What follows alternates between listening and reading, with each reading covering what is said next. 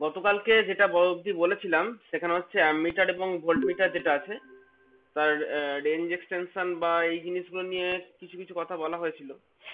Range এক্সটেনশনের ফর্মুলাগুলো দেখেছিলাম আমরা, আর ওখান থেকে ধরো ম্যাথামেটিক্স দিলে সে ম্যাথামেটিক্স কি করে করতে হবে বা না করতে হবে মোটামুটি সেই জিনিসগুলো দেখেছি। এবার রেঞ্জ এক্সটেনশনটা যদি আমাকে এক কথায় বলে, আমাকে কিন্তু ফর্মুলাটা সারা জীবন মনে রাখতে হবে। এবং আমাকে যে এক কথায় বলে যে আমি রেঞ্জ এক্সটেনশন করতে চাই, তখন প্রথমেই প্রশ্ন আসে যে কতটা এক্সটেনশন করতে চান। ঠিক আছে, অর্থাৎ প্রশ্নটা এইভাবে অ্যারাইজ করে দাঁড়ায় যে ধরো একটা মিটার 100 ভোল্ট অব্দি মাপতে পারে, এই অব্দি মাপতে পারে। তখন এবার কেউ চাইছে ওটা রেঞ্জ এক্সটেনশন করতে। কতটা রেঞ্জ এক্সটেনশন চাইছে? ধরো চাইছে 200 ভোল্ট করতে। ছিল 100, ও করতে চাইছে 200 ভোল্ট। তার মানে যখন আমি ওকে প্রশ্ন করবো যে আপনি কতটা রেঞ্জ এক্সটেনশন করতে চান, ও তখন কথাটা কি বলবে? ডবল। তাই বলবে না যে যা আছে আমি তার ডবল রেঞ্জ এক্সটেনশন করতে চাই, আছে 100 চাই করতে 200। বা সে যদি 300 ভোল্ট অব্দি চায় তখন ও বলে ট্রিপল। মানে ও বেসিক্যালি যে কথাটা বলছে, ও বেসিক্যালি কথাটা এইটা বলতে চাইছে যে কত গুণ বাড়াতে চাই। তো যত গুণ ও বাড়াতে চায়, মানে দ্যাট ইজ বেসিক্যালি আমার V2/V1। এই V2/V1টা দেখো এখানে হচ্ছে বেসিক্যালি 2। যদি বলতে চাইছে হ্যাঁ ডবল করতে চাই, মানে ও V2/V1 এর কথা বলছে। তো এইটাকে আমরা শর্টে এখন বলবো এন। এন কথাটা বলবো, অর্থাৎ কথাটা কি বলতে চাইবো যে সেই মিটারটা রেঞ্জ আমি এন টাইমস এক্সটেন্ড করতে চাইছি, এন গুণ, এন টাইমস করতে চাইছি ইন জেনারেল। কেউ বলতে পারে যে ডবল করতে চাই, কেউ বলতে পারে ট্রিপল, কেউ বলতে পারে আমি 4 গুণ বাড়াতে চাই, কেউ বলতে পারে 5 গুণ বাড়াতে চাই, এইভাবে বলবে। তাহলে আমি কি ওইতে ভাববো? না, আমি এই ওইতে ভাববো যে এন টাইম বাড়াতে চাই। তাহলে দেখে নি যে এন টাইমের জন্য আমার জেনারেল ফর্মুলাটা কি। তো ফর্মুলাটা কিছুই নয়, ফর্মুলাটা খুবই সোজা জিনিস। ফর্মুলাটা যেটা বলতে চাইছে সেটা হচ্ছে যে যেমন ধরো ভোল্ট মিটারের যখন রেঞ্জ এক্সটেনশন আমরা করতাম, তখন বাইরে থেকে যে রেজিস্ট্যান্সটা কানেক্ট করতে হবে সেটা ছিল V2 - V1/V1 ইন্টু তোমার আর। অর্থাৎ এইটা বেসিক্যালি দেখো, এটাকে যদি আমি ভেঙে লিখি তাহলে হবে V2/V1 - 1 ইন্টু আর। আর V2/V1টাই হচ্ছে দেখো আমার এন। এই যে এন কথাটা বলছি আমি, যে আমি এন গুণ বাড়াতে চাই, তাহলে এটাকে আমি লিখবো R × N - 1।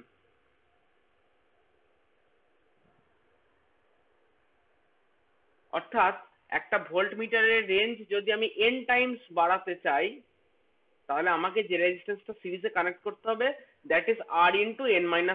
ব্যাস, এইটা শুধু মনে রাখবে। আমি যদি এন টাইমস ভোল্টেজটা বাড়াতে চাই। একইভাবে অ্যামমিটার, এটা এটা গেল ভোল্ট মিটারের কেসটা।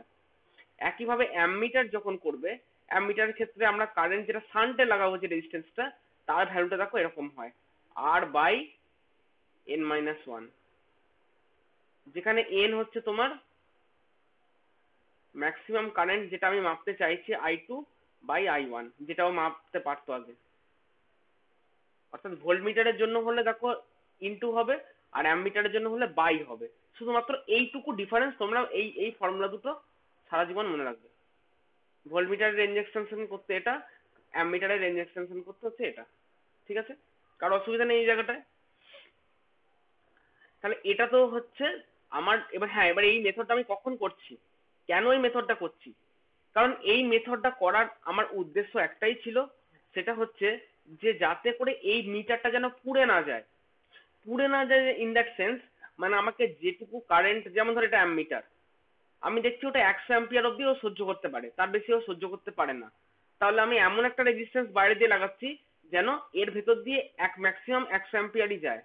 অর্থাৎ যতটা আমি বাড়াবো রেঞ্জ, তার মধ্যে যেন ম্যাক্সিমাম রেঞ্জটা পাঠালে যেন ম্যাক্সিমাম 100 অ্যাম্পিয়ার এর ভেতর দিয়ে ফ্লো করে, তার বেশি ফ্লো না করে। কেন এটা আটকাতে চাইছি? তার কারণটা হচ্ছে আমার এই কয়েলটা যাতে পুড়ে না যায়। বোঝা গেল? তাহলে কয়েল যদি আমার পুড়ে না যায়, অর্থাৎ মিটারের ভেতর দিয়ে বেশি কারেন্ট পাঠাতে না হয়, অথবা ভোল্ট মিটার হলে তার অ্যাক্রসে যদি বেশি ভোল্টেজ ফেলতে না হয়, তাহলে আমাকে অ্যাকর্ডিংলি শান্টে বা সিরিজে যে মিটারের জন্য যেটা সেটা কানেক্ট করতে হবে। আর যদি, তো সেটাই হচ্ছে এইখানটায় লেখা আছে, যে দেখো আন্ডারলাইন করে লেখা আছে কানেক্টিং শান্ট রেজিস্ট্যান্স অ্যামিটারের ক্ষেত্রে কি হচ্ছে, তো বলছে connect shunt resistance of R where R equal to R into n minus one, যেখানে যদি এন টাইমস আমি রেঞ্জ এক্সটেনশন করতে চাই। এটাই হচ্ছে অ্যাকচুয়াল মেথড। সবাই প্রথমেই যেটা করবে এটা করবে, কারণ এটা করা সোজা, জাস্ট ক্যালকুলেট করে সেরকম রেজিস্ট্যান্স বাজার থেকে কিনে এনে লাগিয়ে দিলেই হয়ে গেল। এইটা করা ভীষণ সোজা, এবং এটা সেই জন্য সবাই করে। কেউ বাই ডিফল্ট মিটারের ভেতরে হাত দিতে চায় না। এবার দ্বিতীয় মেথড হচ্ছে, যদি আমি দেখি যে আমি রেঞ্জটা এন টাইম এক্সটেন্ড করেছি, কিন্তু রেঞ্জটা এক্সটেন্ড করলেও সেই কারেন্টটা ওই কয়েলটা টলারেট করে নেবে। অর্থাৎ যেটা বলতে চাইছি, যে ধরো তুমি একটা এমন মিটার এনেছো, তুমি দেখছো যে মানে জাস্ট তুমি একটু ইন্সপেক্ট করে দেখলে যে এই যে মিটারটা আছে তার ভেতর দিয়ে 100 অ্যাম্পিয়ার পাঠালে তো ঠিক আছে, আমি দেখছি যে 200 অ্যাম্পিয়ার পাঠালেও কিন্তু এই কয়েলটা পুড়বে না, ভেতরে যে কয়েলটা আছে না, আমি দেখতে চাই বলছি যে 200 অ্যাম্পিয়ার পাঠালেও এই কয়েলটা হয়তো পুড়বে না, সেরকমই অ্যারেঞ্জমেন্ট করা আছে ভেতরে। তো যদি দেখি যে আমার পাঠানো কারেন্টটা মিটারটা সহ্য করে নিতে পারে, তো তখন কি আমি 200 অ্যাম্পিয়ার পাঠিয়ে দিলেই হয়ে যাবে? দেখো হবে না। তার কারণটা হচ্ছে 100 অ্যাম্পিয়ারে কাঁটাটা এই জায়গায় দাঁড়ায়, আর কাঁটাটা কিন্তু এখানে স্টপ, কাঁটাটা আর কিন্তু এদিকে যেতে পারছে না, ওকে এখানে আটকে দিয়েছে, কাঁটাটা আটকানোর অ্যারেঞ্জমেন্ট আছে, কাঁটাটাকে ওইখানটা আটকে দিয়েছে, মানে কাঁটাটা কিন্তু আর ডান দিকে যেতে পারছে না। তখন আমি চাইছি যে, আমি কি চাইবো তখন, বেসিক্যালি কি মানে কি ভাবতে পারি না, আমি জিনিসটাকে ওদের ডিফ্লেকশন টর্ক আর কন্ট্রোল টর্কের এগেনস্টে জিনিসটাকে ভাবি। এইটা মুছে দিই। অর্থাৎ যেটা বলতে চাইছি, যে মনে করি কোনো অ্যামিটারের ভেতর দিয়ে যদি 100 অ্যাম্পিয়ার কারেন্ট যায়, তখন যে পরিমাণ ডিফ্লেকশন টর্কটা তৈরি হয়, আর স্প্রিং যে পরিমাণ কন্ট্রোল টর্কটা তৈরি করে, ধরো এখান থেকে একটা ডিফ্লেকশন টর্ক তৈরি হচ্ছে 100 অ্যাম্পিয়ারের জন্য, আর এদিক থেকে একটা কন্ট্রোল টর্ক তৈরি করছে যেটা স্প্রিংটা তৈরি করছে, কাঁটাটাকে উল্টো দিকে আসতে দিচ্ছে, সেটা মনে করো স্প্রিং এর জন্য সেম কন্ট্রোল টর্ক তৈরি করেছে। দিয়ে 100 অ্যাম্পিয়ার যদি পাঠানো হয়, তখন কাঁটাটা এই পজিশনে 100-এর জায়গায় দাঁড়ায় ওই স্কেলটাতে, তাই তো? এখন আমি বলছি যে না, এই কয়েলটা 200 অ্যাম্পিয়ার অব্দি সহ্য করতে পারবে, অর্থাৎ আমি 200 অ্যাম্পিয়ার পাঠিয়ে দিলাম। তাহলে 200 অ্যাম্পিয়ার পাঠালে কি হবে, এই টর্কটা দেখো ডবল হয়ে গেল, এইটা এই ডিফ্লেকশন টর্কটা ডবল হয়ে গেল, কাঁটাকে এইদিকে ঠেলতে চাইবে। তো কাঁটাটা ঠেলে ধরো কাঁটাটা এই জায়গায় আসতো, কিন্তু আসতে পারছে না কেন, কারণ এখানে একটা স্টপার রয়েছে, এটা দিয়ে কাঁটাটাকে আটকে দেওয়া হয়েছে, কাঁটাটা আর যেতে পারছে না। তা তখন উপায় কি? তখন উপায় হচ্ছে যে না, কাঁটা যদি এর বাইরে আর সরতে না পারে, তাহলে একটা কাজ করতে হবে আমাকে, যেটা 100 লেখা আছে ওইটাকে মুছে 200 করে দিতে হবে। কিন্তু সেক্ষেত্রে যদি ধরো কেটে মুছে 200 করে দিলে, তখন দেখবে 200 অ্যাম্পিয়ার যেতেও কাঁটাটা এই জায়গায় দাঁড়িয়ে আছে, আবার তুমি যদি 100 অ্যাম্পিয়ার পাঠাও, তখন দেখবে কাঁটাটা এই জায়গাতেই দাঁড়িয়ে আছে, কারণ 100 থেকে 200-র মধ্যে বেসিক্যালি নড়াচড়া করতে পারছে না। তার মানে স্কেলটা শুধুমাত্র চেঞ্জ করলে কিন্তু হবে না, তখন তোমাকে এমন করতে হবে যাতে আগে 100 অ্যাম্পিয়ার হলে কাঁটা এই জায়গায় দাঁড়াতো, এখন যাতে 100 অ্যাম্পিয়ার এলে কাঁটাটা এই জায়গায় দাঁড়ায়। তাহলে তার মানে কি, তোমার ডিফ্লেকশন টর্কটা 100 অ্যাম্পিয়ারের জন্য যা পাওয়ার সেটা যা পাবে, সেখানে তোমার হাত দেওয়ার কোনো ব্যাপার নেই এই মোমেন্টে। তখন আমি কি করছি, স্প্রিংটাকে আচ্ছা তারে আরো বেশি টাইট করে দিচ্ছি, স্প্রিংটাকে ইচ্ছে মতো স্প্রিং গুলোকে টাইট করা যায়। তোমরা এই স্প্রিং গুলো দেখে থাকবে, এইরকম রোটেট করা স্পাইরাল স্প্রিং তোমরা সবাই দেখেছো। ছোটবেলায় অনেক খেলনা গাড়ি তোমরা খেলেছো, যেগুলোতে চাবি দিয়ে দম দিয়ে ছেড়ে দিলে গাড়িগুলো চলতো, দেখেছো সবাই। ওই গাড়ির ভেতরের ইয়েটা অনেকেই ভাঙা দেখেছো, জিনিসটা দেখবে ওখানে স্পাইরাল স্প্রিং থাকে, চাবি দিয়ে দম দেওয়ার সঙ্গে সঙ্গে স্পাইরাল স্প্রিংটা কি হয়, সংকুচিত হয়। হুম। তো স্পাইরাল যে স্প্রিংটা তুমি যখন চাবি দিয়ে দম দাও, দেখবে ওটা সংকোচন হয়, সংকোচন হয় আরো বেশি টর্ক প্রেসার ধরে, তবেই গাড়িটা চলতে পারে উল্টো দিকে। মানে আমি তখন কি করছি, এই যে স্প্রিংটাকে চাইলে টাইট দেওয়া যায়, তাহলে স্প্রিংটাকে এমন ভাবে টাইট দাও যেটা আগে সি থিটা পরিমাণ যেটা আগে কন্ট্রোল টর্ক প্রোভাইড করতো, এখন যেন কন্ট্রোল টর্কটা বেড়ে যায়, ডবল বেড়ে যায়, যাতে করে কাঁটাকে 100 অ্যাম্পিয়ারের জন্য এখন কাঁটা এইখানে দাঁড়াতে বাধ্য হয়, আগের পজিশনে নয়। তার মানে থেকে আগে যদি কন্ট্রোল টর্ক থাকে সি থিটা, এখন দিয়ে দাও 2 সি থিটা, মানে স্প্রিংটাকে ডবল টাইট দিয়ে দাও, যতটা টাইট যতটা ফোর্স অ্যাপ্লাই করছে তুমি আরো ডবল টাইট করে দাও। তাহলে কি হবে, ডিফ্লেকশন টর্কটা তখন সেক্ষেত্রে 200 অ্যাম্পিয়ারে এসে ডিফ্লেকশন টর্কটাও ডবল হয়ে যাচ্ছে, আবার দেখো কন্ট্রোল টর্কটাও ডবল হয়ে গেছে, দুটোকে ব্যালেন্স করে এই 200 অ্যাম্পিয়ারের জন্য কাঁটাকে এই জায়গায় দাঁড় করাবে। আর যেহেতু স্প্রিংটাকে টাইট করে তুমি কন্ট্রোল টর্কটাকে অনেক বেশি প্রোভাইড করে দিচ্ছ, সেক্ষেত্রে আগের 100 অ্যাম্পিয়ার এলে কাঁটা এখন এই জায়গায় দাঁড়াবে। ব্যাপারটা সবার বোঝা গেছে ক্লিয়ারলি আশা করি। অর্থাৎ এখানে আমি কি করছি, মানে আমি যেটা বলতে চাইছি, যে আমি না জানি যে একটা ডিফ্লেকশন টর্ক ইকুয়াল টু আমার কন্ট্রোল টর্ক, টিডি ইকুয়াল টু টিসি। আমি এখানে কি করছি, ডিফ্লেকশন টর্কটা কোনো হাত দিচ্ছি না, আমি জানি যে 200 অ্যাম্পিয়ারে কাঁটা আমাকে এই জায়গায় দাঁড় করাতে হবে, তাহলে 200 অ্যাম্পিয়ারের জন্য পাঠালে তো ডিফ্লেকশন টর্ক অটোমেটিক 2 টাইমস হয়েই যাবে, তাহলে আমাকে কন্ট্রোল টর্কটাও 2 টাইমস করে দিতে হবে, তবে ওটা ব্যালেন্স খাবে। তাহলে আগে যেটা সি থিটা হতো, এখন তার জায়গায় 2 সি থিটা করে দাও। 2 সি থিটা তুমি কি করে করবে, কিচ্ছু না, ওই স্প্রিংটাকে একটু টাইট দিয়ে দেবে ব্যাস, যাতে করে কাঁটাটা আবার আগে এবার এইখানটা এসে দাঁড়াতে বাধ্য হয়। ব্যাপারটা সবার বোঝা গেল একদম ক্লিয়ারলি? কারো কোনো বুঝতে অসুবিধা নেই? হ্যাঁ। হ্যাঁ, তো সেই জিনিসটাই এখানে বলেছে যে টাইটেনিং দ্য স্প্রিং, অর্থাৎ বলছে if coil can tolerate N times of current, যে তুমি যে এন টাইমস এক্সটেনশন করবে রেঞ্জ, আমি চাইছি রেঞ্জটা এক্সটেনশন করতে, তো আমি যদি দেখি যে আমার কয়েলটা ক্যান টলারেট সহ্য করতে পারে n times of current, then tight the spring n times. তো এবং স্প্রিং কনস্ট্যান্টটা সি এর নয়, স্প্রিং কনস্ট্যান্টটা করে দাও এনসি, কোনো অসুবিধা নেই। তো তার মানে 100 যদি তখন মাপি তাহলে 50-এ দাঁড়াবে, আর যদি 200 মাপি তখন কি 100-তে দাঁড়াবে, তাই তো? হ্যাঁ হ্যাঁ হ্যাঁ, ঠিক ঠিক ঠিক। তুমি যখন 150 মানে আগের যে মিটারের ছবিটা ছিল, তুমি যদি 100 মাপো 50 গিয়ে দাঁড়াবে, তখন তুমি এবার ওই সামনে যে সাদা রঙের স্কেলটা আছে, সেই স্কেলটা মার্কার পেন দিয়ে চেঞ্জ করে লেখাগুলো চেঞ্জ করে দাও, এই হচ্ছে কনসেপ্ট। ওকে, তাহলে এটা গেল এটা গেল। থার্ড অপশন হচ্ছে, এবার আমরা জানি যে টিডি equal to TC, third option বলছে তুমি টিসি কে চেঞ্জ করার দরকার নেই, তুমি টিডিটাকে কমিয়ে দাও। অর্থাৎ কি হচ্ছে, 200 অ্যাম্পিয়ার এসে গেলেই তোমার এই যে ডিফ্লেকশন টর্কটা ডবল হয়ে যাচ্ছে, তা তুমি এক কাজ করে দাও, এমন কিছু করে দাও যাতে ডিফ্লেকশন টর্কটা ডবল হয়েছে, যাতে আগের টর্কটা যাতে অর্ধেক হয়ে যায়, এই ডিফ্লেকশন টর্কটাকে অর্ধেক করে দাও। তো প্রথম দিন আমরা দেখেছিলাম যে এই ডিফ্লেকশন টর্কের সাথে কার কার সম্পর্ক আছে। দেখো, ডিফ্লেকশন টর্ক টিডি প্রপোর্শনাল টু আই, অর্থাৎ অ্যাম্পিয়ার যত যাবে তার সাথে প্রপোর্শনাল। আর আর এই টিডিটা প্রপোর্শনাল ছিল ওই কয়েলের পাক সংখ্যা এন, তোমরা এটাও দেখেছিলে। তার মানে দেখো, কারেন্টটা তো বেড়েই যাচ্ছে ডবল, কারেন্ট যদি ডবল হয়ে যাচ্ছে আর যদি সেম ডিফ্লেকশন টর্ক আমাকে রাখতে হয়, তাহলে আমি এক কাজ করি, পাক সংখ্যাটা অর্ধেক করে দিই। ধরতে পেরেছো ব্যাপারটা সবাই? অর্থাৎ মানে আমার বেসিক্যালি টিডি হচ্ছে proportional to N into I. এবার আমি দেখছি যে আমার কি করতে হবে, 200 অ্যাম্পিয়ার কারেন্ট এলে, মানে 100 অ্যাম্পিয়ার কারেন্ট এলে যে পরিমাণ টর্ক পেতো, এখন আমাকে 200 অ্যাম্পিয়ার কারেন্ট পাঠিয়ে সেই টর্ক করতে হবে। অর্থাৎ টিজি আমাকে কনস্ট্যান্ট রাখতে হবে। তাহলে আই যদি আমার ডবল হয়ে যায়, আইটার জায়গায় যদি 2i হয়ে যায় এখন, তাহলে আমরা একটা কাজ করি, এন এর জায়গায় n/2 করে দিই, তাহলে 2 কেটে যাবে, তাহলে আবার আগে টর্কটাই থেকে যাবে, সেটাও করা যায়। তখন কি বলছি, যে coil can tolerate 10 times of current, then reduce the number of turn n Times.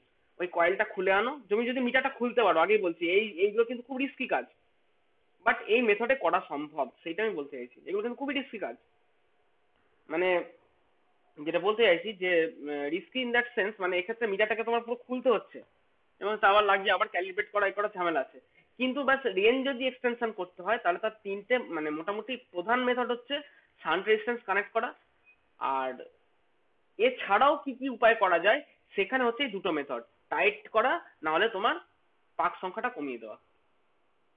তাহলে যদি n টাইমস কারেন্ট আমাকে রেঞ্জ এক্সটেনশন করতে হয়, আমার পাক সংখ্যাটা n টাইমস কমিয়ে দাও, মানে নতুন পাক সংখ্যা হবে n/n। কারো বুঝতে কোনো সমস্যা নেই আশা করি। তো এইটা হচ্ছে অ্যামমিটার গেল। যেরকম অ্যামমিটার তুমি শিখে গেলে, ভোল্টমিটারটা এক্স্যাক্টলি সেম, আর আলাদা কিছু ভাবতে হবে না। ও সরি,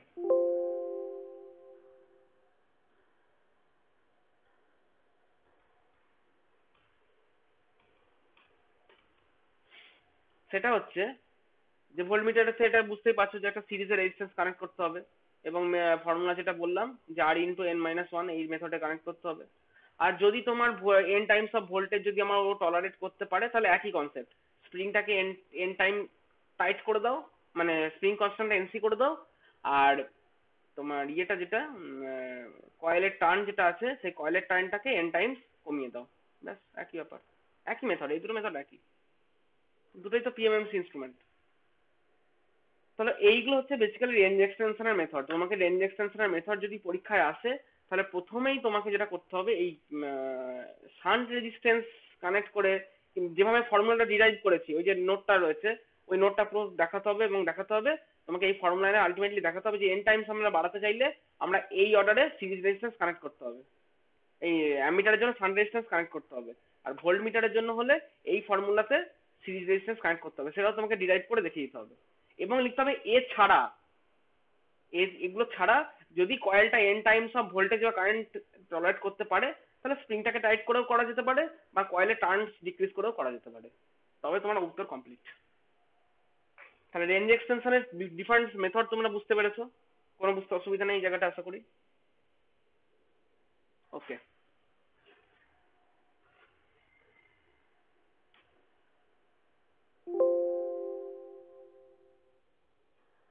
নেক্সট যেটা তোমাদের আছে এখানটায়, সেটা হচ্ছে ক্যালিব্রেশন। তো ক্যালিব্রেশন জিনিসটা পড়ানোর আগে তোমাদেরকে আমি আগে পোটেনশিওমিটার পড়াবো, ঠিক আছে? পোটেনশিওমিটারটাকে আগে ভালো করে জানতে হবে জিনিসটা কি, তারপরে জানতে হবে যে ক্যালিব্রেশন ব্যাপারটা কি, এই ব্যাপারগুলো আগে একটু জানতে হবে আমাদেরকে, ঠিক আছে? তো প্রথম ধরি যে ক্যালিব্রেশন ব্যাপারটা কি, সেটাকে আমি একটু আগে জানি, যে what is this basically calibration. Calibration টার্মটা তোমাদেরকে আগে অলরেডি একবার বলেছি, যে ক্যালিব্রেশন মানে কি, যে মিটার ক্যালিব্রেট করা মানে হচ্ছে, এই ক্যালিব্রেট করা মানে হচ্ছে বেসিক্যালি অ্যাকিউরেসি বাড়ানো। এই অ্যাকিউরেসিটাকে মানে একদম যতটা পারা যায় ততটা বাড়ানো হচ্ছে ক্যালিব্রেশনের কাজ। অ্যাকিউরেসি মানে হচ্ছে যে ধরো একটা মিটার আছে, সেই মিটারটা, তার মিটারে, এটা মনে করো একটা ভোল্ট মিটার, একটা ভোল্ট মিটার, এই ভোল্ট মিটারে আমি একটা ভোল্টেজ দিচ্ছি 50 ভোল্ট। তাহলে ও যে ধরো দেখাচ্ছে, কাঁটাটা ধরো এরকম জায়গায় এসেছে, আমি কাঁটাটাকে ভালো করে দেখলাম যে হ্যাঁ এক্স্যাক্টলি 50 দেখাচ্ছে, আমি কিন্তু এক্স্যাক্টলি একটা স্ট্যান্ডার্ড পাওয়ার সাপ্লাই থেকে 50 ভোল্ট, মানে 50 ভোল্ট দিয়েছি, দেখছি হ্যাঁ 50 দেখাচ্ছে। এবার আমি দেখলাম, দিলাম 100 ভোল্ট, দেখছি হ্যাঁ একদম 100 দেখাচ্ছে। 200 দিলাম, দেখলাম হ্যাঁ একদম 200 দেখাচ্ছে। 300 দিলাম, দেখলাম যে হ্যাঁ একদম ধরো 300 দেখাচ্ছে, একদম পুরো তার মানে কি বলতে পারি, যে এই মিটারটা দুর্ধর্ষ অ্যাকিউরেট রেজাল্ট দিচ্ছে। This meter does not require any kind of calibration, এই মিটারটাকে আর ক্যালিব্রেট করা দরকার নেই, ও রিডিং ঠিক দিচ্ছে। বাট যদি কোনো আমি মিটারে দেখি যে ধরো কিরকম হলো ব্যাপারটা, যে আমি যখন 50 ভোল্ট দিয়েছিলাম,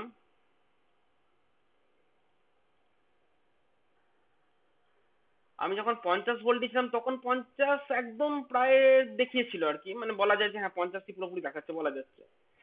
যখন আমি 300 ভোল্ট সাপ্লাই দিচ্ছি এখানটায়, তখন দেখছি মিটারটা পুরোপুরি 300 ছুটছে না, ধরো প্রায় আমি ভালো করে ইন্সপেক্ট করে দেখলাম 295 ভোল্ট দেখাচ্ছে, অর্থাৎ 300 ভোল্ট দিয়েছি দেখাচ্ছে 295। তার মানে আমি তখন কি বলবো, এই মিটারটার অ্যাকিউরেসি ভালো না, খুব একটা ভালো অ্যাকিউরেট রেজাল্ট দিতে পারছে না, তখন এই মিটারটাকে আমাকে ক্যালিব্রেট করতে হবে। তো ক্যালিব্রেট করতে হবে মানে কি, ক্যালিব্রেট করতে হবে মানে হচ্ছে আফটার ক্যালিব্রেশন, যাতে করে এই মিটারটা 300 পাঠালে 300ই দেখে, সেটা যেভাবে হোক করতে হবে। তো মোট কথা হচ্ছে 300 ভোল্ট পাঠালে যেন 300ই দেখে, ঠিক আছে? কারো বুঝতে অসুবিধা নেই যে ক্যালিব্রেশন ব্যাপারটা কি, যে মিটারের যে প্রত্যেকটা মানে থ্রু আউট রেঞ্জ মিটারের ধরো 0 থেকে এখানে 300 ভোল্টের মিটার এটা মনে করো, তাহলে এই 0 থেকে 300 ভোল্টের যে রেঞ্জ, থ্রু আউট রেঞ্জ যেন একদম মিটারটা ট্রু ভ্যালু দেখাতে পারে, সেইটাই হচ্ছে ক্যালিব্রেশনের মূল লক্ষ্য। এবং বাস্তবিক যেটা হয়, কোনো মিটার তুমি যখন বাজার থেকে নতুন কিনে আনলে, তো মিটারটা ঢাকনা খোলো, মানে প্যাকেটটা কাটো, প্যাকেটটা কেটে দেখবে মিটারটা বার করবে, তার সঙ্গে একটা সাদা রঙের কাগজ পাবে, পাবে। সেই সাদা রঙের কাগজটা হাতে করে ভালো করে নিয়ে দেখো, সেখানে একটা কাগজের একদিকে লেখা আছে ক্যালিব্রেশন সার্টিফিকেট। বাজার থেকে যদি 100টা মিটার কেনো, 100টা মিটারের প্যাকেটের ভেতরে তুমি ওই ক্যালিব্রেশন সার্টিফিকেট পাবে। এবং ক্যালিব্রেশন সার্টিফিকেটটা দেখবে যে রীতিমতো কারো একটা সাইন করা রয়েছে, হ্যাঁ পেনে সাইন করা না হলেও মানে ওই ছাপানো আর কি, সাইন করা ছাপানো, এবং কবে ক্যালিব্রেট করা হয়েছে তার ডেট ইত্যাদি টোটাল একটা রিপোর্ট তুমি দেখতে পাবে ওখানটায়। তো কেন এই ক্যালিব্রেশনটা দরকার, তার কারণটা হচ্ছে যে মিটারটা যখন মার্কেট বা ধরো তৈরি হলো, ধরো এরকম তো এই যে 300 ভোল্টের মিটার একটা তৈরি হয়নি তো, ধরো প্রোডাকশন ওদের হাউসে প্রায় হাজার হাজার মিটার তৈরি হচ্ছে এরকম। এবার এই যে হাজার হাজার মিটার তৈরি হচ্ছে, হাজারখানা মিটারের মধ্যে যে ধরে নিচ্ছে এটা একটা পিএমএমসি ইনস্ট্রুমেন্ট, অর্থাৎ পার্মানেন্ট ম্যাগনেট মুভিং কয়েল টাইপের ইনস্ট্রুমেন্ট। তাহলে হাজারখানা যে মিটার আমি বানাচ্ছি, আমার প্রশ্ন, হাজারখানা মিটারের ভেতরে যে পার্মানেন্ট ম্যাগনেট আছে তার ক্ষমতা কি সবার সেম হবে? প্রথম প্রশ্ন। কোনোদিন দেখো টেকনিক্যালি সেটা সম্ভব না। দুটো চুম্বকের যে ফিল্ড, ম্যাগনেটিক ফিল্ডের ইন্টেন্সিটি দুটো দুরকম হবে, একটু স্লাইড 19-20 থাকবে, যত ভালো তুমি পার্মানেন্ট ম্যাগনেট নাও। দুটোর মধ্যে যে কয়েল আছে, সেই কয়েলের এক্সাক্ট নেচার কি একদম সেম হবে? কখনোই সম্ভব নয়। নাম্বার 3 হচ্ছে, হাজারখানা মিটার ভেতরে হাজারখানা স্প্রিং আছে, সমস্ত স্প্রিং এরই কি তোমার কোয়ালিটি এক্স্যাক্টলি সেম হবে? সেটাও সম্ভব না। তো সবারই মধ্যে কিছু না কিছু মানে হাজারখানা যে তুমি নিচ্ছ মিটার, সেই হাজারখানা মিটার যা যা হাজারখানা পার্মানেন্ট ম্যাগনেট, হাজার রকম কয়েল, হাজারখানা স্প্রিং দিয়ে তৈরি করা হচ্ছে, সবকটার মধ্যে 19-20 ডিফারেন্স থাকবে। যার কারণে মিটারটা যখন তৈরি হয়ে জাস্ট প্রোডাকশন হাউস থেকে বেরিয়ে এলো, তুমি দেখবে যে সবকটা মিটার কিন্তু একরকম রেজাল্ট দিচ্ছে না। হাজারখানা মিটারকে তুমি যদি চেক করো, দেখবে যে তুমি ধরো 300 ভোল্ট দিয়েছো, কি ধরো 300 না, তুমি ধরো 200 ভোল্ট দিয়েছো, অবশ্যই দেখবে কোনো মিটার দেখাচ্ছে 198 ভোল্টেজ, কোনো মিটার দেখাচ্ছে 201 ভোল্টেজ, কোনো মিটার দেখাচ্ছে ধরো সে 199 ভোল্টেজ, আবার কেউ দেখাচ্ছে 195 ভোল্টেজ, কেউ দেখাচ্ছে 205 ভোল্টেজ। এইরকম দেখবে সব কটা মিটারের আজে বাজে রিডিং, সব কটা। অর্থাৎ এমন কাউকে পাবে না, হ্যাঁ হয়তো লাকিলি তুমি পেতে পারো 5-6 টাকা লাকিলি পেতে পারো 1000টার মধ্যে, যে যারা 200 পাঠালে 200ই দেখাচ্ছে। কিন্তু মোস্ট অফ দা কেসেস তুমি দেখবে যে সমস্ত মিটার কিন্তু আলাদা আলাদা রিডিং দিচ্ছে। তাহলে আমি কি এই অবস্থায় মিটারগুলোকে বাজারে ছেড়ে দেবো? কখনোই ছাড়বো না। আমাকে তখন কি করতে হবে, মিটারগুলোকে ক্যালিব্রেট করতে হবে। ক্যালিব্রেট করা মানে হচ্ছে যাতে করে মিটারটা আফটার ক্যালিব্রেশন 200টা 200 দেখায়, 300টা 300 দেখায়। ব্যাপারটা ক্লিয়ার হলো জিনিসটা, calibration, why calibration is necessary, প্রয়োজনীয়তাটা কি। তো সেই কারণে আমাকে প্রথম যেটা দরকার সেটা হচ্ছে, মনে করো যে আমি বলছি যে আমি 200 ভোল্ট দিয়েছি, তো আমি আমি এক দাবি করলাম যে আমি এই মিটারটাকে 200 ভোল্ট দিয়েছি, কিন্তু ও দেখাচ্ছে 198 ভোল্টেজ।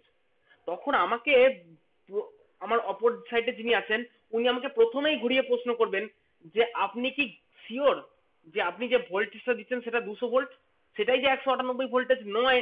তার কি মানে আছে, মানে তার কি গ্যারান্টি নেই? উনি বলতেই পারেন যে 200 ভোল্ট, যে আপনি বলছেন যে 200 ভোল্ট দিচ্ছেন, আপনি 200 ভোল্টটা কোথায় দেখলেন যে 200 ভোল্ট? তাহলে নিশ্চয় সেখানে একটা মিটার লাগিয়েছেন।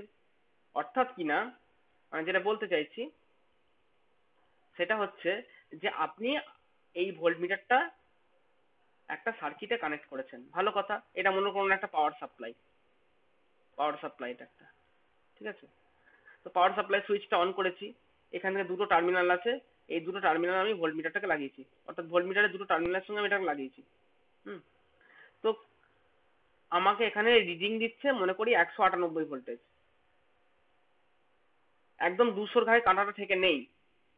তখন আমাকে আমার প্রান্তে দ্বিতীয় প্রশ্ন করবেন যে আপনি কি শিওর যে এই লাইনটাতে 200 ভোল্ট আছে? কোথায় দেখলেন 200 ভোল্ট আছে? তখন তুমি বলবে হ্যাঁ আমি এখানে একটা আবার আমি এখানে একটা ভোল্ট মিটার কানেক্ট করে দেখেছিলাম, সেই ভোল্ট মিটারটা 200 রিডিং বলছে। তখন উনি তোমাকে ঘুরিয়ে প্রশ্ন করবেন যে এই মিটারটাতে যে ভুল নেই তার কি গ্যারান্টি আপনি দিচ্ছেন? যে আপনি যে মিটারটাকে দেখে 200 বলছেন আর আপনার প্রোডাকশনে তৈরি হওয়া মিটারটা 198 বলছে, তাহলে আপনি যেটাকে দেখে বলছেন ওটাই যে 200 ভোল্ট, ওটাই যে ঠিকঠাক রিডিং, তার কি গ্যারান্টি আছে? তখন তোমার উত্তর হবে this meter is already calibrated, this meter is already calibrated. অর্থাৎ এ যেটা দেখাবে চোখ বন্ধ করে ভরসা করা যায়, ডিডি গেঞ্জি একবারে, মানে একদম অলরেডি এটা ক্যালিব্রেট করাই রয়েছে। আমি ওই জন্য এটাকে দেখে আমি একে চ্যালেঞ্জ করতে পারছি যে না এ ভুল রিডিং দিচ্ছে। তার মানে তোমাকে যদি ক্যালিব্রেট করতে হয় কোনো মিটারকে, তার আগে কিন্তু তোমাকে একটা রেফারেন্স ক্যালিব্রেটেড মিটার লাগবেই লাগবে, তাই না? নাহলে তুমি কি করে বলবে যে তোমার ওটা 200 ভোল্ট আছে বা না, তুমি বলবে কি করে?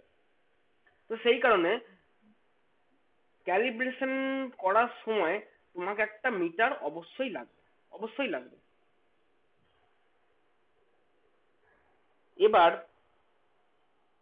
এইখানে একটা কোশ্চেন অ্যারাইজ করে যে প্রথমে এরকম বলা হলো যে আপনি মানছি যে আপনি যে ক্যালিব্রেটেড করা মিটারটাকে দিয়ে রেফারেন্স করে আপনি একে চ্যালেঞ্জ করছেন যে এই মিটারটা ভুল রিডিং দিচ্ছে, তাহলে সেই মিটারটা এটা একটা ভোল্ট মিটার। এবার এই যে ভোল্ট মিটার, একটা ভোল্ট মিটার আর একটা ভোল্ট মিটারের ওপর খবরদারি করবে, মানে ওর কোয়ালিটি যাচাই করবে, তখন এই ভোল্ট মিটারটা সম্মানে লাগবে যে আমারই মতো একটা মিটার কিনা আমাকে আবার চ্যালেঞ্জ করছে। তখন এবারে এই জন্য ক্যালিব্রেশনের বিভিন্ন মেথড, মানে যদি ওদের প্রাণ নেই, কিন্তু ব্যাপারটা হচ্ছে যে কিছু স্ট্যান্ডার্ডাইজেশন ধরা হয় যে আমি এই ক্যালিব্রেশনটা কি মেথডে করব। তখন সেখানে বিভিন্ন রকম মেথডের কথা উঠে আসে। একটা হচ্ছে, মানে এখন যেটা আমি এতক্ষণ ধরে যেটা ব্যবহার করছি সেটা হচ্ছে with the help of a true, মানে ট্রু ভ্যালু মিটার। অর্থাৎ যে মিটারটাকে দিয়ে আমি এটাকে চেক করছি তার হচ্ছে নিজে একটা ট্রু ভ্যালু মিটার, সেটা দিয়ে আমি চেক করছি। ঠিক আছে, সেটা একটা মেথড, অবশ্যই ভালো মেথড, খারাপ কিছু না। কিন্তু এই মেথডে একটা হালকা সমস্যা আছে। সেইটা হচ্ছে সমস্যাটা কি না, আমরা আমরা কিন্তু যে আগে এত মিটার পড়ে এলাম, এই মিটারের মধ্যে জোর গলায় দাবি, এই যেটা জোর গলায় দাবি করলাম যে resistance of volt meter should be as high as possible, যতটা সম্ভব যেন হাই হয়। মানে তুমি চাইছো টেকনিক্যালি, তুমি মানে থিওরিটিক্যালি তুমি চাইছো যাতে একটা ভোল্ট মিটারের রেজিস্ট্যান্সটা ইনফাইনাইট হয়, কিন্তু প্র্যাকটিক্যালি সেটা সম্ভব না। এবং প্র্যাকটিক্যালি সম্ভব নয় বলেই তুমি যে এইখানে মিটারটা লাগাচ্ছ, এই মিটারটা কিছু পরিমাণ হলেও কারেন্ট কিন্তু ড্র করে নিচ্ছে।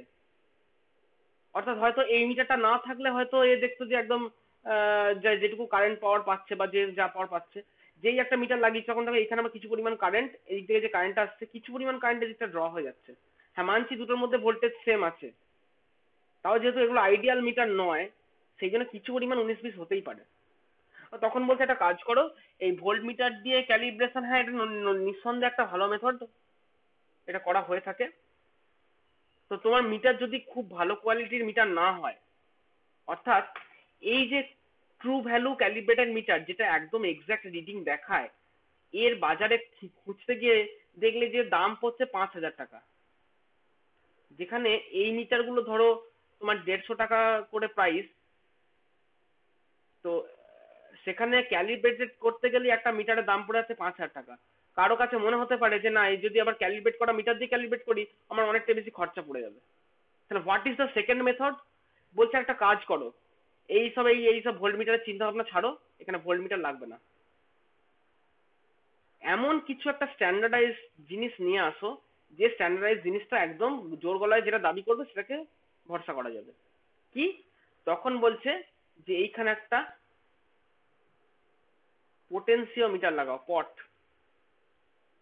পোটেনশিওমিটার লাগাও, যে পোটেনশিওমিটারটা অলরেডি ক্যালিব্রেট করা। অর্থাৎ সেই পোটেনশিওমিটারটা যদি দাবি করে এত ভোল্ট, তাহলে হ্যাঁ আমি জানবো সত্যি করেই অত ভোল্ট একদম। তো এটা মিটার নয় করে, এটা পোটেনশিওমিটার। পোটেনশিওমিটার জিনিসটা কি তোমরা এখনো বলছি আমি জিনিসটা কি, শর্টে এটাকে পট বলা হয়। এই পোটেনশিওমিটার ব্যাপারটা কি, বস্তু না বস্তু, এটাকে কিভাবে ক্যালিব্রেট করা হয়, এ কিভাবে মানে ভোল্টেজ দাবি করতে পারে, সেগুলোকে দেখা উচিত, মানে দেখতে হবে আমাদেরকে। তো চলো আগে দেখে নিই যে পোটেনশিওমিটার জিনিসটা কি, যে কিনা একটা রেফারেন্স ভোল্টেজ মানে ওকে দাবি করতে পারবে, ঠিক আছে?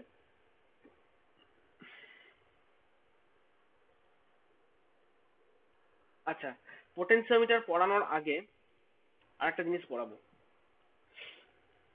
সেটা হচ্ছে তোমরা সবাই রিওস্ট্যাট দেখেছো,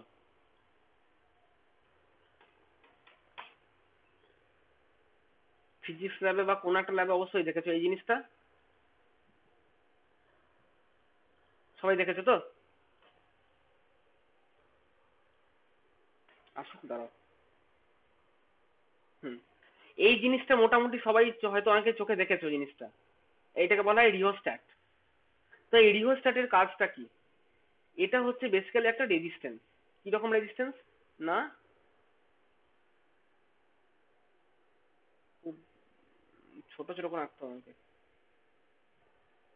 The variable resistance. অ্যাকচুয়ালি রেজিস্ট্যান্সটা ভ্যারিয়েবল না, এর উপর একটা এই জায়গাটা একটা জকি থাকে, এই যে জকিটা, এই কালো রঙের জকিটা, এই জকিটার পজিশনটা ভ্যারিয়েবল, মিটারের রেজিস্ট্যান্সটা ভ্যারিয়েবল না। বক্তব্যটা হলো এই মিটার, মানে এটাকে এরকমই নাম দেওয়া হয়েছে রিওস্ট্যাট। তো ব্যাপারটা কিরকম না, দেখো সাপোজ মনে করো এইটা, এই যে দেখতে পাচ্ছ এখানে তারের একটা ইয়ে রয়েছে, মানে তার অনেক সরু সরু সরু সরু অনেক তার পাকানো আছে, লম্বা করে এরকম সরু সরু তার পাকানো আছে এই জায়গাটায়, ঠিক আছে?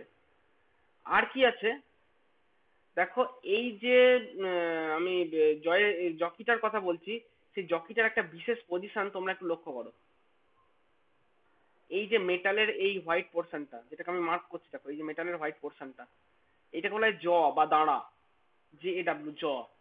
সেই জটা দেখো বেসিক্যালি এই রকম দেখতে পাচ্ছ, একটা হোয়াইটিশ লাইন রয়েছে, এই বরাবর দেখো একটা সাদাটে একটা দাগ আছে, অর্থাৎ এইখানে যে কয়েলটা জড়ানো আছে সেই কয়েলটা কিন্তু ইনসুলেটেড কয়েল, কিন্তু সেই ইনসুলেটেড কয়েলটার মধ্যে ঠিক এই রিজিয়ন বরাবর ইনসুলেশনটা ছাড়ানো আছে, অর্থাৎ এই জায়গাগুলোতে ইনসুলেশন নেই, যাতে করে যখন এই জয়স্টিকটা এই বরাবর মুভ করবে, এইদিকে এবং এইদিকে মুভ করবে, তখন যাতে জটা এই ওয়্যারগুলোর সঙ্গে টাচ হয়ে থাকতে পারে, অর্থাৎ কন্ডাক্টিং হয়ে থাকতে পারে।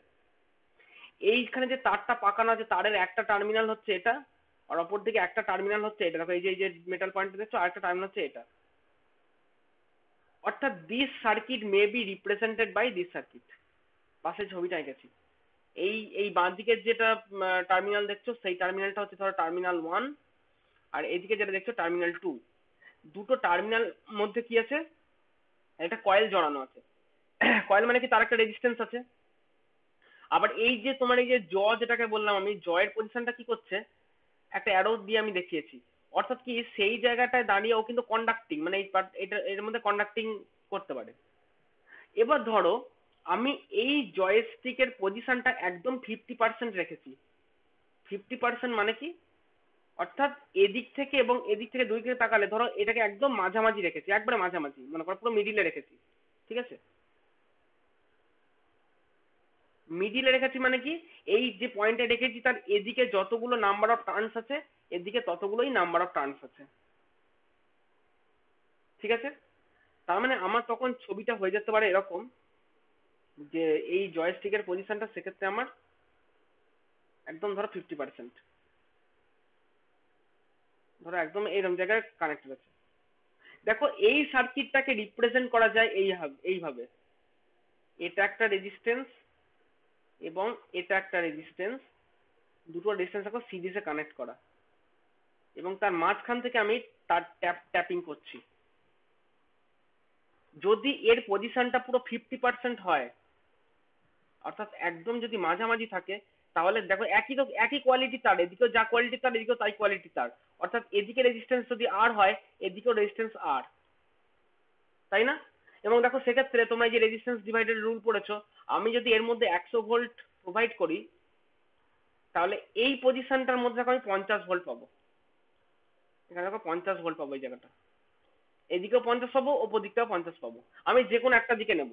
অর্থাৎ এই যে তোমার এই জয়স্টিকের পজিশনটা সেটা এসে এই যে মেটাল রডটা বরাবর চলাচল করছে, এই মেটাল রডটা থেকে দেখো আরেকটা কানেকশন আছে, এইটা এইটা হচ্ছে এই কানেকশনটা, এই কানেকশনটা। কারণ এই যে জটা যেখানে টাচ করলো সেইখান থেকে তারটাকে তুলে এনে এই এই মেটাল রডটার মধ্যে কানেক্টেড। অর্থাৎ আমি এখান থেকে পাচ্ছি থার্ড টার্মিনাল। মানে আমি যেটা বলতে চাইছি সেটা হচ্ছে যে এই যদি আমার পোটেনশিওমিটারটা হয়, এই পোটেনশিওমিটার আসুক না ছবিটা, হ্যাঁ, এই পোটেনশিওমিটারের মধ্যে আমি যদি ধরো এই টার্মিনাল আর এই টার্মিনালের মধ্যে একটা 100 ভোল্ট প্রোভাইড করি, 100 ভোল্ট, তাহলে এবং এর যদি পজিশনটা 50% হয়, তাহলে আমি এইখানটা আর এইখানটার মধ্যে 50 ভোল্ট পাবো। এবং সেইভাবেই ভোল্টেজটা ভ্যারিয়েবল মানে ভ্যারি করানো হয়। এটাকে যেরকম পার্সেন্টেজে আমি রাখবো সেরকম ভোল্টেজ আমি এখানে পাবো। 50%-এ 50 ভোল্টেজ পাবো, যদি 30% পজিশনে রাখি ধরো 30 ভোল্ট পাবো। ঠিক আছে, 30 ভোল্ট মানে এদিক থেকে 30 পাবো, এই থেকে 30% পজিশন, অর্থাৎ এই দিকে চলে যাওয়া মানে 100%। হ্যাঁ, এই যে ব্যাটারির নেগেটিভ টার্মিনাল মানে যেটা গ্রাউন্ড টার্মিনাল, সেই দিকটা মনে করো 0%, আর একদম টপে হচ্ছে এইখানটা হচ্ছে 100%। তাহলে আমি যদি এটাকে 30% রাখি 30 ভোল্ট পাবো, 50% রাখি 50 ভোল্ট পাবো, 100% রেখে দিলে পুরো একদম পুরো এই 100 ভোল্টটাই পুরো পেয়ে যাবো টার্মিনালে। তার মানে ব্যাপারটা হচ্ছে কি না, এইটা হচ্ছে আমার একটা রিওস্ট্যাট, এবং এই যে রিওস্ট্যাটের যেভাবে কাজ করছে একটা পোটেনশিওমিটার কিন্তু বেসিক্যালি ব্যাপারটা তাই। পোটেনশিওমিটার জিনিসটা কি আছে, ছবিটা দেখো, একটা মেটাল রড দেখানো হয়েছে ছবিটাতে, বা স্লাইড ওয়্যার, এবং এই যে স্লাইড ওয়্যার তার উপর যে একটা কন্টাক্ট দেখো স্মুথলি এদিকে বা সরি দেখে গেল, স্মুথলি ওটা এদিকে বা এদিকে মুভ করতে পারে। এই যে কন্টাক্টটা আছে স্লাইড কন্টাক্টটা, এটা এর সঙ্গে টাচ করে এদিকে বা এদিকে যেদিকে খুশি ঘুরতে পারে। ঠিক আছে, এবং কেন এটাকে আগেরটার সঙ্গে তুলনা করছি, তার কারণটা হচ্ছে এইটা একটা বেসিক্যালি মেটালের একটা প্লেট বা ওয়্যার, মেটালের একটা মনে করো চ্যাপ্টা, মানে একটা পুরো ফ্ল্যাট ফ্ল্যাট স্কেল টাইপ বলো বা ফ্ল্যাট ওয়্যার টাইপ বলো। তো কোনো যতই মেটাল হোক তার তো রেজিস্ট্যান্স কিছু না কিছু থাকবেই। অর্থাৎ কি না, আমি এই ব্যাপারটাকে বলতে পারি যে এইটা সরি এই টোটালটা হচ্ছে একটা রেজিস্ট্যান্স। সরি, একদম এখান থেকে শুরু পুরো। হুম, এই টোটালটা মনে হয় একটা রেজিস্ট্যান্স। তাহলে আমি এর উপরে একটা মানে এই সাইড কন্টাক্ট কাঁটা একে পুরো স্মুথলি টাচ করে এদিকে বা এদিকে যেতে পারে। তাহলে একে টাচ করে যেরকম যাবে আমি বলতে পারি যে ঠিক এক্স্যাক্টলি ওই রিওস্ট্যাটের মতোই কাজ করছে। ঠিক, কোনো অসুবিধা নেই। দ্বিতীয় হচ্ছে, মনে করি কোনো একটা মোমেন্টে এটার অ্যাক্রসে ধরো কোন একটা ভোল্টেজ অ্যাপ্লাই হয়েছে, একটা সাডেন একটা ভোল্টেজ আমি এখানে অ্যাপ্লাই করেছি ভি বলে। তাহলে আমার যদি কাঁটার পজিশনটা এবং এদিকটা মনে করো আমার গ্রাউন্ড, ভি এর এদিকটা হচ্ছে গ্রাউন্ড আর ওদিকটা হচ্ছে ফুল ভোল্টেজ পাবো আমি। তাহলে কাঁটাটা যদি একদম এই পজিশনটায় পড়ে থাকে, জিরো পজিশনে পড়ে থাকে, দেখবে জিরো ভোল্টেজ পাবো। কাঁটাটাকে আস্তে আস্তে টাচ করে নিয়ে ওই আমি একদম একদম এই সাইডটায় যদি নিয়ে চলে আসি, তখন দেখবো ফুল যে ভোল্টেজটা এর একটা সাপ্লাই হচ্ছে পুরো ভোল্টেজটাই আমি পাবো।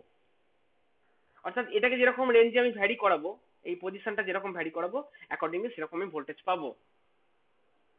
ঠিক আছে, এখন আমাকে কি করতে হবে,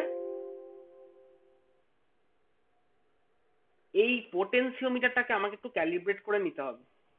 কিভাবে ক্যালিব্রেট করব না, দেখো এই যে ওয়্যারটা হচ্ছে স্লাইড ওয়্যার। স্লাইড মানে কি, এর গায়ে স্কেলে দাগ কাটা আছে। এখানে রাখা আছে 50, এখানে আছে 100, এখানে 150, এখানে 200, 250 সেন্টিমিটার মনে করো, হ্যাঁ সেন্টিমিটার। অর্থাৎ 50 সেন্টিমিটার এটা, 100 সেন্টিমিটার এটা, 150 সেন্টিমিটার এটা, 200 সেন্টিমিটার এটা, বিভিন্ন স্কেলে এরকম কাটা কাটা কাটা কাটা করে দাগ কাটা আছে। ঠিক আছে? তো এর যে টোটাল লেন্থ যেটা, অর্থাৎ মানে টোটাল যে লেন্থ, সে কত লেন্থ আমি এখন মোটামুটি জানি না, এই মোমেন্টে আমি জানি না। আমি একটা কাজ করে নিই, একটা পার্টিকুলার ভ্যালু সেট করব। কিভাবে সেট করব না, আমার এই পোটেনশিওমিটারটার প্রত্যেকটা পজিশনে আমি একটা করে স্ট্যান্ডার্ড ভ্যালু, ভোল্টেজের ভ্যালু পুট করব। স্ট্যান্ডার্ড ভোল্টেজ ভ্যালুটা কিভাবে পুট করব সেইটাকে আমি আগে দেখব। হুম। তো তার আগে এইটা, এইখানটায় কি ভোল্টেজ আসছে না আসছে আমি এখন জানি না, কিছুই আমি জানি না, এখন ছেড়ে দাও। আমি নিয়েছি একটা গ্যালভানোমিটার, মানে নর্মাল গ্যালভানোমিটার, কোনো ইয়ে নয়, ভোল্টমিটার বা অ্যামমিটার নয়, শুধু গ্যালভানোমিটার। গ্যালভানোমিটার মানে কি? গ্যালভানোমিটার মানে হচ্ছে তোমার এই যেটা হুইটস্টোন ব্রিজে করতে, সেই গ্যালভানোমিটার। সেই হুইটস্টোন ব্রিজে মনে আছে এরকম একটা গ্যালভানোমিটার তোমরা লাগাতে, এবং যখন এদিকের ভোল্টেজ আর এদিকের ভোল্টেজ সমান হয়ে যেত, তখন গ্যালভানোমিটারের কাঁটাটা জিরো পজিশনে, নাল পজিশনে দাঁড়িয়ে থাকতো। নাল ডিটেকশন মেথড, মানে অ্যাবসলিউট ইনস্ট্রুমেন্ট। তোমাদের যে আগের টপিকে পড়ালাম অ্যাবসলিউট ইনস্ট্রুমেন্ট, এটা হচ্ছে সেই অ্যাবসলিউট ইনস্ট্রুমেন্ট। তো অ্যাবসলিউট ইনস্ট্রুমেন্টটা কি হচ্ছে, একদম নাল পজিশনে দাঁড়িয়ে আছে। তো এখানে একটা গ্যালভানোমিটার আমি নিয়েছি। আমরা জানি যে গ্যালভানোমিটার নাল পজিশনে তবেই দাঁড়ায় যদি এদিকের ভোল্টেজ আর এদিকের ভোল্টেজ সেম হয়ে যায়, তখনই ওরা নাল পজিশনে দাঁড়ায়। আবার ধরো এদিকের ভোল্টেজ যদি বেশি হয়ে যায়, কাঁটাটা মেবি ধরো বাঁ দিকে হেলে গেল, বা আবার এদিকের ভোল্টেজ যদি বেশি হয়ে যায়, কাঁটাটা ডান দিকে হেলে গেল। আর যদি দুটো একদম সেম সেম থাকে, তাহলে এটা একদম নাল, মানে জিরো পজিশনে দাঁড়াবে। এই হচ্ছে গ্যালভানোমিটার। তো সেই রকম একটা গ্যালভানোমিটার আমি এখানে নিয়েছি। তো ধরো এইটার সঙ্গে কানেক্ট করেছি। এইখানে কি কি নিয়েছি দেখো, এই জায়গাটায় এইখানে একটা ব্যাটারি নিয়েছি। ব্যাটারিটাকে লিখেছি স্ট্যান্ডার্ড সেল। স্ট্যান্ডার্ড সেল, এবং ভ্যালুটা তোমরা এখানে পড়তে পারছো না, ভ্যালুটা লেখা আছে 1.5 ভোল্ট। অর্থাৎ এই স্ট্যান্ডার্ড সেলটা 1.5 ভোল্ট বলছে, মানে এটা একদম 1.5 ভোল্ট একবারে। যদি ওরা স্ট্যান্ডার্ড সেল হয় না, ও যদি দাবি করে যে 1.5 ভোল্ট, তো 1.5 ভোল্টই পুরো। তো এই 1.5 ভোল্ট আমি নিয়েছি, দিয়ে কি করেছি দেখো, এবার সার্কিটটাকে ঠিক এইভাবে কানেক্ট করেছি। অর্থাৎ এইটাকে তুমি বাঁ দিকে তোমার মতো ঘুরিয়ে নাও, ঘুরিয়ে নিলে জিনিসটা কিরকম দাঁড়াচ্ছে দেখো। এইখানে একটা আছে গ্যালভানোমিটার, সেই গ্যালভানোমিটারের এই দিকটায় দিয়েছি আমি 1.5 ভোল্ট, আর এই দিকে দিয়েছি পোটেনশিওমিটারের ওই মানে জ থেকে পজিশনটাকে আমি দিয়েছি। মানে সার্কিটটা তোমার আমি এইভাবে রিপ্রেজেন্ট করতে পারি, দাঁড়াও এটাকে আমি ব্ল্যাক স্ক্রিন করি। সার্কিটটাকে আমি এইভাবে রিপ্রেজেন্ট করতে পারি যে this is my null detection galvanometer. ঠিক আছে? এই নাল ডিটেকশন গ্যালভানোমিটারের মধ্যে এই দিকে আমি স্ট্যান্ডার্ড 1.5 ভোল্টের একটা ব্যাটারি লাগিয়েছি, আর এই দিকে আমরা এই পোটেনশিওমিটার স্কেলটাকে লাগিয়েছি।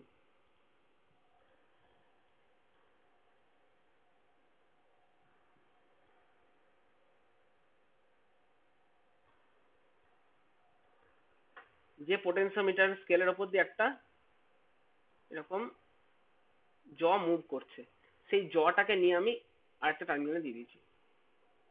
তো দেখো, গ্যালভানোমিটার নাল ডিটেকশন অর্থাৎ জিরো ডিটেকশন কখন করবে? যখন এদিকটাও 1.5 ভোল্ট হবে, এদিকটাও 1.5 ভোল্ট হবে। এবার ধরো আমি কাঁটাটাকে এরকম এদিকে এদিকে অর্থাৎ পজিশনগুলো সরিয়ে সরিয়ে সরিয়ে সরিয়ে দেখছি কখন এই মিটারটার কাঁটাটা একদম নাল পজিশনে আসে। যখনই নাল পজিশনে আসে, তখন আমি কি বলতে পারি যে এদিকটা যদি 1.5 ভোল্ট হয়, তাহলে এখন এদিকটাও 1.5 ভোল্ট হয়েছে। এই মোমেন্টে আমি আর জকিটায় আর হাত দেবো না। অর্থাৎ এরকম করে 19-20 করে সরাতে সরাতে একটা এমন পজিশন পেয়েছি যখন গ্যালভানোমিটারটা একদম নাল ডিটেক্ট করছে। আর নাল ডিটেক্ট করছে মানে বুঝতেই পারছি যে এদিকটা 1.5 ভোল্ট, মানে এদিকটা অবশ্যই 1.5 ভোল্ট হয়েছে। ঠিক আছে? যেই 1.5 ভোল্টের একটা পেলাম, দেখে নিও এখানে এর গায়ে তো স্কেলের দাগ কাটা আছে, এরকম করে যেরকম করে স্কেলের দাগ কাটা আছে। তো আমি দেখছি স্কেলের কোন পজিশনে এসে এটা 1.5 ভোল্ট হয়েছে, কোন পজিশনটা এসে। তো দেখলাম যে ধরো, ধরে নাও 100 পজিশনটা আসলে ধরো 99 বা ধরো 97 এরকম জায়গায় এসে দেখছি 1.5 ভোল্ট হয়েছে। তখন আমার ঠিক মনের মতো হলো না ব্যাপারটা। 97 ভোল্টে এসে হলো, এটা যদি এই 97 সেন্টিমিটার এসে হলো, এটা যদি বেশ 100 সেন্টিমিটারে এসে যদি 1.5 ভোল্ট হতো তাহলে একটু বেশ ভালো হতো, তাই না? তখন আমি চলো একটা কাজ করি, এই এই মিটারটা মানে অর্থাৎ এই পোটেনশিওমিটারটা যে যে জিনিস থেকে সাপ্লাই পাচ্ছে, অর্থাৎ এও তো একটা ভোল্টেজ ব্যাটারি থেকে সাপ্লাই পেয়েছে, সেই ব্যাটারিটাকে ডাইরেক্ট কানেক্ট না করে আমি এখানে একটা ওই রিওস্ট্যাট লাগিয়ে দিই। রিওস্ট্যাট মানে যে ছবিটা আমি তোমাদের দেখালাম, যার মধ্যে ভ্যারিয়েবল ভোল্টেজ দেওয়া যায়, সেই রিওস্ট্যাট একটা আমি এখানে লাগিয়ে দিলাম। তো রিওস্ট্যাটটা লাগালে কি হবে, এবার এইটাকে একটু হালকা অ্যাডজাস্ট করলাম, একটু হালকা অ্যাডজাস্ট করলাম, যেই হালকা অ্যাডজাস্ট করলাম তখন এর ভেতর দিয়ে কারেন্টটা আমার ভ্যারি হয়ে গেল। যেই কারেন্টটা ভ্যারি হয়ে গেল তখন দেখো আবার এখানে আবার 1.5 ভোল্ট নেই, অন্য কোনো একটা ভোল্টেজ এসছে। তখন যেন কাঁটাটা আবার মনে করেন কাঁটা ডান দিকে হেলে গেছে, তখন এইটাকে আমি আবার হালকা উপরে তুললাম, দেখলাম হয়তো 101 দাগে দাঁড়িয়ে 102 দাগে দাঁড়িয়েছে, দেখলাম নাল ডিটেক্ট হলো। আমি বললাম না না 102 হলো না, 100 করতে হবে। তখন এই মিটারটাকে আবার একটু হালকা 19-20 করলাম, দেখো এইটাকেও হালকা একটু সরাচ্ছি, তেমনি এটাকেও হালকা একটু অ্যাডজাস্ট করছি, করতে করতে একটা টাইম এমন এমন পাবো যে আমি যেটা চাইছি যে একদম 100 সেন্টিমিটার মানে একদম 1.5 ভোল্ট, এইরকম আমি একটা ফাইন অ্যাডজাস্ট করলাম। আমাকে এটা পুরো একদম ট্রায়াল অ্যান্ড এরর করে করে 19-20 করে করে দেখতে হবে যে কোন পজিশনে এসে আমার, অর্থাৎ এই রিওস্ট্যাটের পজিশনটা হালকা এদিক ওদিক একটু 19-20 করছি আর এটা 19-20 করছি। আমার টেন্ডেন্সি হলো যাতে করে মিটারটা নাল ডিটেক্ট করে এবং এই জকির পজিশনটা যেন এই 100 দাগে এসেই নাল ডিটেকশনটা হয়। আমি জকিটাকে 100-এর উপর পুরো একদম 100 দাগের উপর রেখে দিলাম, দিলাম কাঁটাটা একটু এইদিকে হেলে আছে, তখন আমি আবার আবার রিওস্ট্যাটটা অ্যাডজাস্ট করে করে করে করে এমন ভাবে অ্যাডজাস্ট করলাম যাতে কাঁটাটা এইখানটা দাঁড়িয়ে যেতে বাধ্য হয়। ব্যাস যেই দাঁড়িয়ে গেল তখন আমি বললাম যে 100 সেন্টিমিটার মানে 1.5 ভোল্ট, 100 সেমি মানে দেখো 1.5 ভোল্ট, আমি একদম এরকম জোর গলায় দাবি করলাম। ব্যাস তখন আমার এই যে পোটেনশিওমিটারটা, এটা এখন এই যে যে মেটাল স্লাইড ওয়্যারটার উপর দিয়ে আমি এই জকিটাকে মুভ করছি, এই যন্ত্রটাকে তখন আমি নাম দিচ্ছি পোটেনশিওমিটার, শর্টে একে বলা হয় পট। এবং এমন ভাবে অ্যাডজাস্ট করছি যাতে করে যে এরকম করছি যে 100 সেন্টিমিটার মানে 1.5 ভোল্ট, ঠিক আছে? এই দেখো এই রিওস্ট্যাটটাকে ভ্যারি করিয়ে আমি মানে 100 দাগে এসে নাল ডিটেক্ট করিয়েছি, তাহলে হচ্ছে 100 সেন্টিমিটার মানে এখান থেকে 1.5 ভোল্ট যাচ্ছে, তাহলে 1 সেন্টিমিটার মানে কত দেখো 1.5/100 সেন্টিমিটার মানে হচ্ছে 5 মিলি ভোল্ট মতো, 5 মিলি ভোল্ট। তখন আমার এই যেই আমি করে ফেললাম যে 1 সেন্টিমিটার মানে 5 মিলি ভোল্ট, ব্যাস 1 সেন্টিমিটার মানে আমি এখন এই পোটেনশিওমিটারটা ক্যালিব্রেটেড হয়ে গেছে। কত রেটিং এ ক্যালিব্রেট হয়েছে না পোটেনশিওমিটারের 1 সেন্টিমিটার মানে 5 মিলি ভোল্ট। ব্যাস এটা আমার রেডি হয়ে গেছে। এরপর এই মিটারটাকে নিয়ে আমি ক্যালিব্রেট করব। অর্থাৎ আমাকে এই ক্যালিব্রেশনটা কেন দরকার ছিল, কারণ আমি একটু আগেই বললাম যে আমাকে একটা স্ট্যান্ডার্ড কাউকে আনতে হবে, যে সে যেটা জোর গলায় দাবি করবে, এ যেমন জোর গলায় দাবি করে দেবে যে 1 সেন্টিমিটার মানে কিন্তু 5 মিলি ভোল্ট, এরকম দাবি করে দেবে। এবং ধরো সেক্ষেত্রে এখান থেকে 100 দাগে দাঁড়িয়ে আছে, আচ্ছা 1.5/100 করলে তো দশমিকে আসে, স্যার 0.015। 0.15, সরি 0.015 মানে তোমার হচ্ছে 15 মিলি ভোল্ট। ক্যালকুলেশনটা ভুল করেছিলাম, তো 15 মিলি ভোল্ট।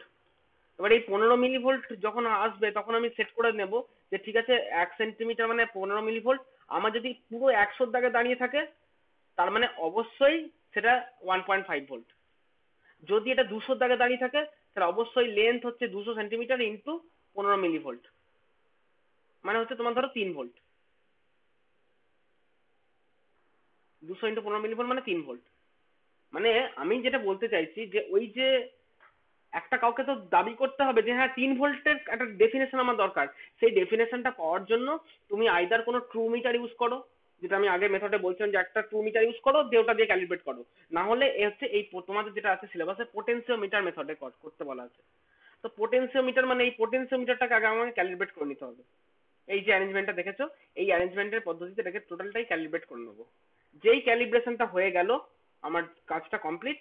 এরপরে আমি এইটাকে নিয়ে ভোল্টমিটারের ক্যালিব্রেশনে কাজে লাগাবো। কিভাবে কাজে লাগাবো সেটা আজকে আর বলবো না, সেটা পরের দিন বলবো। তো মোট কথা আজকে পোটেনশিওমিটার কি বস্তু এবং সে কিভাবে, তাকে আমি কি করে স্ট্যান্ডার্ডাইজ করছি যে 1 সেন্টিমিটার মানে 15 মিলিভোল্ট, বা তোমার এত সেন্টিমিটার মানে 200 সেন্টিমিটার মানে 3 ভোল্ট, এইভাবে একটা স্ট্যান্ডার্ডাইজেশন করলাম। এবারে এই এই যে স্ট্যান্ডার্ডাইজেশনটা করলাম, তখন আমি জানলাম যে হ্যাঁ, এ যেটা বলছে একদম সত্যি কথা বলছে। এবার এইটাকে নিয়ে আমি আবার অন্য কোনো মিটারকে ক্যালিব্রেট করতে পারি। তার অ্যারেঞ্জমেন্ট হচ্ছে এটা, সেটা আমি পরের দিন বলবো। স্যার বলো। আমরা 100টা মানে 100 সেন্টিমিটারটাই নিলাম আমাদের নিজের সুবিধার জন্য তো? একদম একদম একদম একদম তাই না? একদম আর যাতে আমার ক্যালকুলেশন করতে সুবিধা হয়, আর কিছু না। তাহলে বোঝা গেছে পোটেনশিওমিটার কি জিনিস এবং তার ক্যালিব্রেশন মেথড আছে। আজকে আমি এটুকুই বললাম। আগামীকালকে আমি ওই ইয়েটা বলবো, ওই ভোল্টমিটার এবং ভোল্টমিটারকে কি করে ক্যালিব্রেট করব বা অ্যামমিটারকে কি করে ক্যালিব্রেট করব, সেগুলো আমরা এই মেথড দিয়ে জানবো, পোটেনশিওমিটার মেথড দিয়ে। ঠিক আছে? তো জাস্ট আজকে এইটুকুই বলার ছিল। কারো কোনো প্রশ্ন বা কিছু নেই এখান থেকে? কি হলো? না স্যার। আচ্ছা,